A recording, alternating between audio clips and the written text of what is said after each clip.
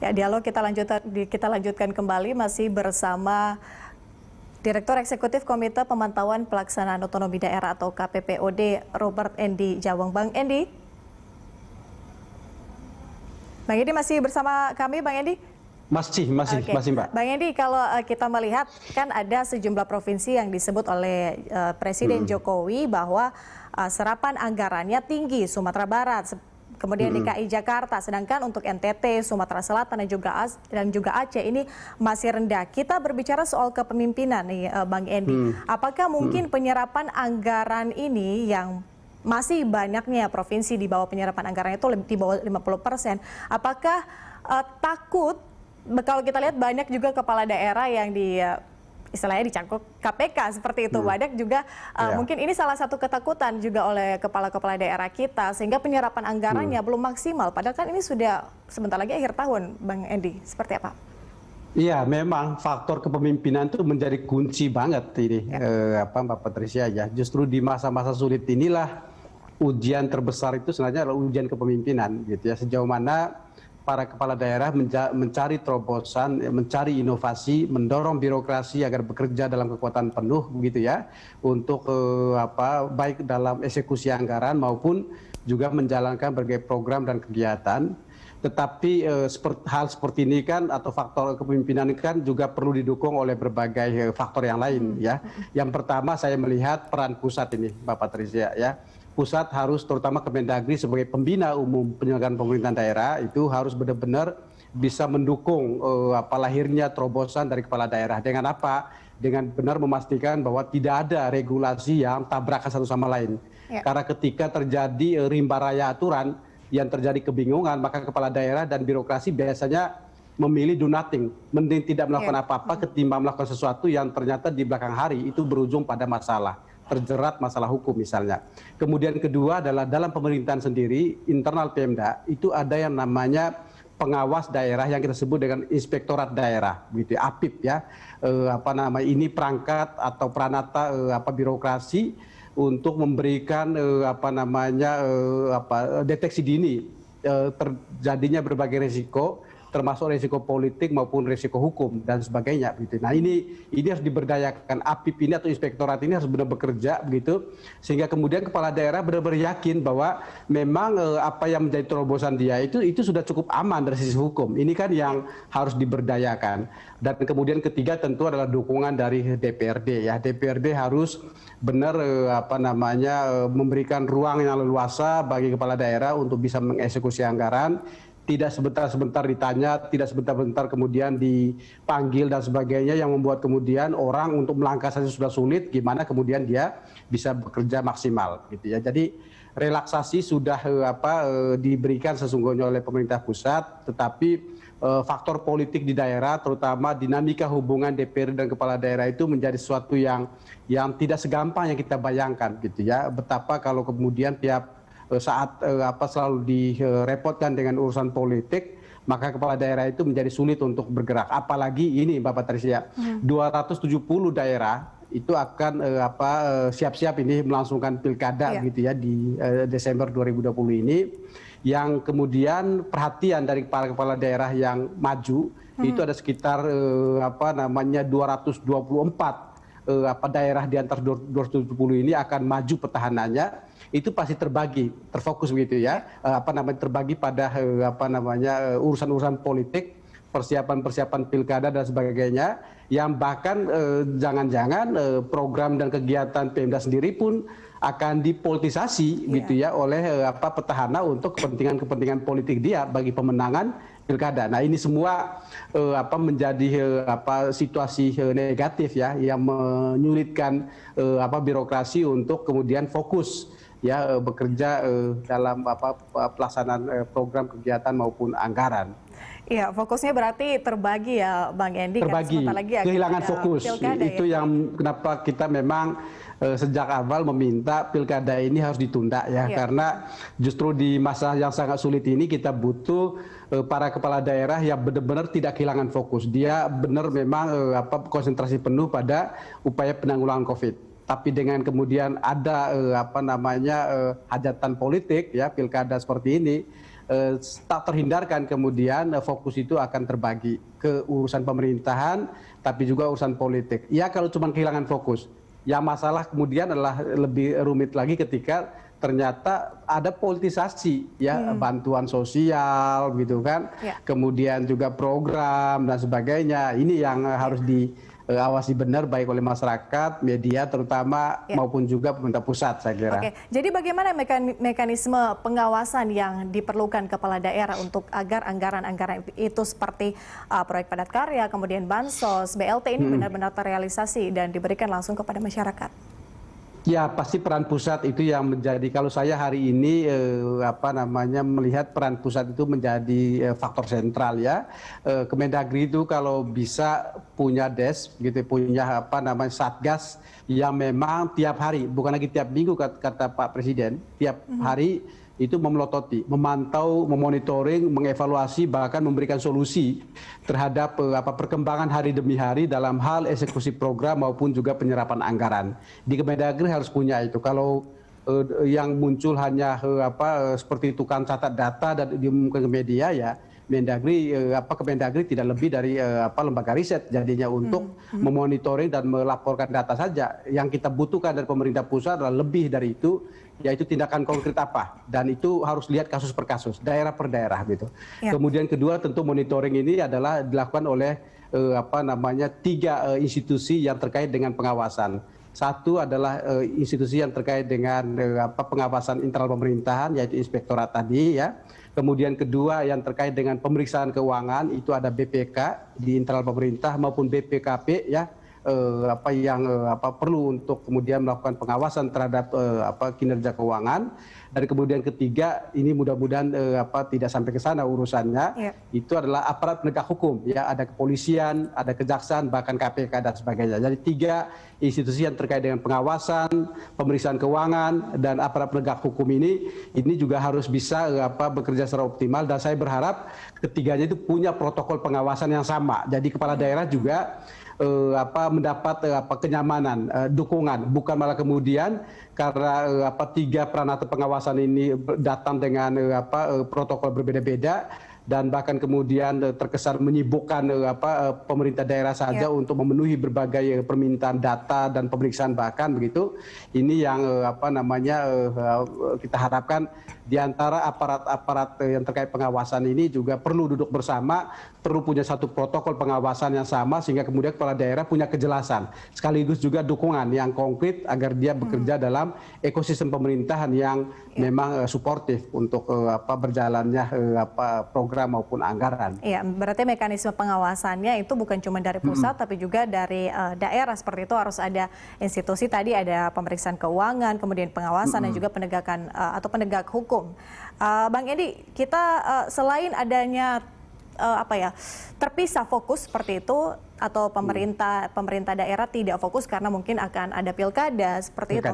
Ada mungkin faktor lain yang bisa kita katakan, bisakah kita katakan bahwa tidak terrealisasinya anggaran ini belum 50%, kita lihat banyak daerah seperti itu yang belum mencapai 50%. Apakah ini juga menggambarkan bahwa pemerintah daerah itu tidak mempunyai visi dan misi yang jelas, Bang Endi?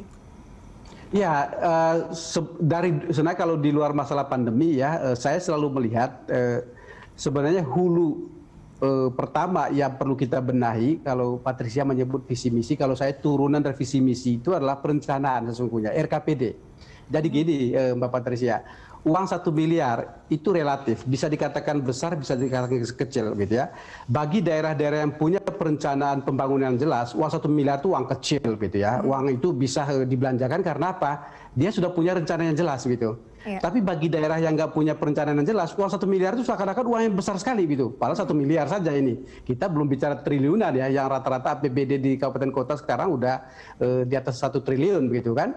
Jadi memang tanpa perencanaan yang jelas, ya menjadi kemudian sulit untuk kita tahu ini anggaran mau diapain. Ya dalam ketiadaan perencanaan yang konkret, yang terfokus ya, akhirnya kemudian uang ini kalau tidak terbelanjakan, ya kemudian terbelanjakan tetapi jadi dihambur-hamburkan gitu ya. Disinilah kenapa kemudian tadi faktor kepemimpinan itu Karena perencanaan itu turunan dari visi misi kepala daerah. Kepala daerah itu punya strategi fokus nggak, gitu ya. Nah hari ini sesungguhnya, kenapa saya di awal katakan ironi, karena pemerintah pusat sudah memberikan panduan, gitu ya. Yang namanya refocusing program itu panduan. Panduan itu apa? Bahwa belanja di daerah itu paling tidak atau yang terutama itu pada 3 prioritas. Yaitu apa? Belanja terkait dengan pelayanan kesehatan, ya, termasuk untuk aparat atau tenaga medis dan sebagainya, yang hari ini malah banyak daerah yang belum bisa alokasikan bantuan untuk tenaga medis, gitu ya, dan pengadaan alat pelindung diri dan sebagainya. Kemudian kedua, fokus pada belanja yang terkait dengan jaring pengaman sosial. Di sana ada bansos, ya, bansos provinsi, bansos kabupaten kota, bahkan di tingkat desa itu ada namanya BLT dana desa, gitu kan. Itu fokus kedua. Kemudian yang ketiga adalah yang terkait dengan penanggulangan dampak ekonomi.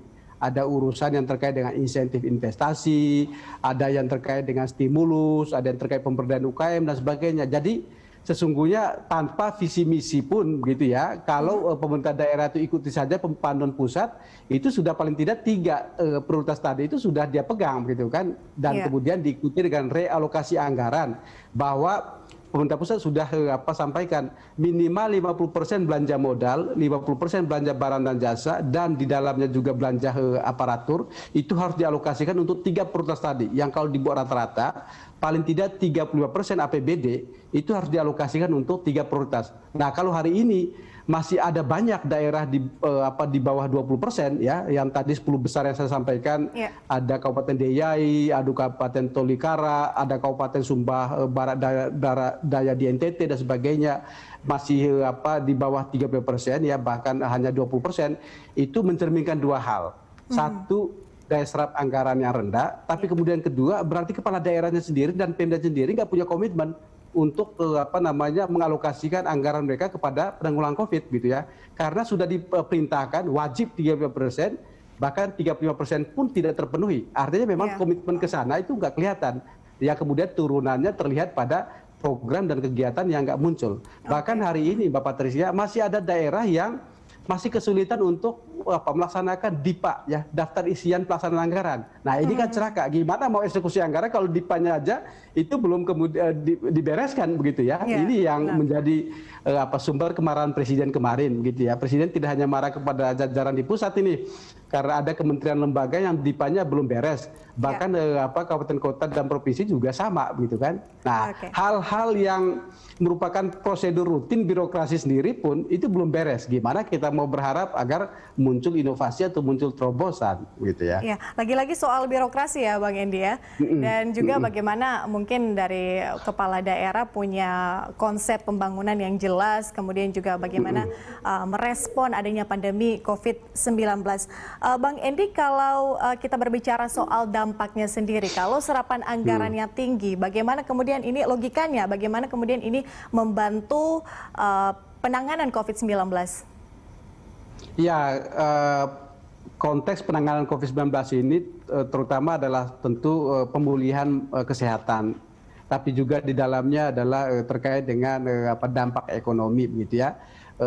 Kita semua tahu hari ini sumber pertumbuhan PDRB kita, pembentuk kekayaan daerah kita, itu sulit sekali mengandalkan pada investasi. Investasi yang bergerak itu biasanya adalah investasi-investasi yang masuk ke sektor-sektor ekstraktif, ya, seperti pertambangan, ya, perkebunan dan sebagainya, yang itu tentu tidak ramah dari sisi aspek keberlanjutan.